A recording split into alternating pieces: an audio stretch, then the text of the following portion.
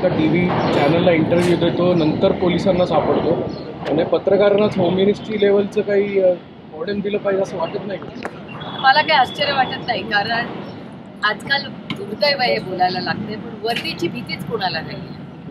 म्हणजे वाल्मिक कराड त्यांनी व्हिडिओ केला आणि व्हिडिओ टाकला आणि सांगितलं मी येतोय. म्हणजे मी येतोय म्हणणारा पहिलाच म्हणजे खुनामध्ये ज्याच्यावर आरोप झालेले आहेत तो माणूस व्हिडिओ टाकतो. म्हणजे मला विचाराल तर हा महाराष्ट्राच्या पोलिसांचा वाल्मिक कराडनी केलेला अपमान. म्हणजे एकीकडे जेव्हा पोलीस त्यांना शोधतायत, त्यांना एवढा विश्वास आहे त्यांच्या आकावर, जे कोणी त्यांचे आका असतील, की त्यांनी महाराष्ट्राच्या पोलिसांचा अपमान केलाय, ज्यांचा सार्थ अभिमान आपल्याला सगळ्यांना आहे.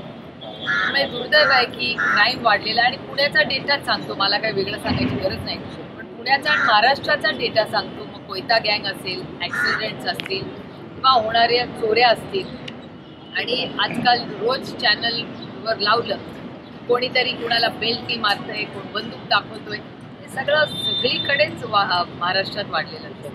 पण ताई, बीडच्या प्रकरणात आपण जर बघितलं तर बीडमधून सातत्याने दररोज 2 दिवसांनी कुठले ना कुठले व्हिडिओज बाहेर येतात. तर कुठलाही पॉलिटिकल कनेक्ट त्याला जोडला जातो आणि मग परत सगळं झिरोपासून स्क्रॅचपासून सुरू होतं आहे. व्हायलन्स आणि गुन्हेगारी म्हणजे परिसीमा पूर्ण ओलांडणी वाटत नाही. एक तर मी बीडच्या SP-चं मनापासून कौतुक करते की त्यांनी एक नवीन यंत्रणा बीडमध्ये लावली की फक्त पहिलं नाव लिहायचं, बाकी काही पुढे आगापिछा लिहायचा नाही. आणि एक खूप चांगला उपक्रम बीडच्या SP करू पाहतात. मी त्यांचं मनापासून अभिनंदन करते आणि त्यांच्याकडून माझ्या खूप अपेक्षा आहेत. कारण ते आल्यापासून बऱ्याच गोष्टी ज्या बीडमध्ये आपल्याला कुणाला माहिती नव्हत्या त्या रोज काही ना काहीतरी बाहेर येतात. Like a Pandora's box. ते तिथे काही ना काहीतरी रोज बाहेर येत आहे. एक आणि दुसरं की 2 गोष्टी झाल्या की संतोष भाऊंच्या खुनामध्ये, क्रूर खुनामध्ये बऱ्याचशा गोष्टी गेल्या काही दिवसांमध्ये बाहेर येत आहेत.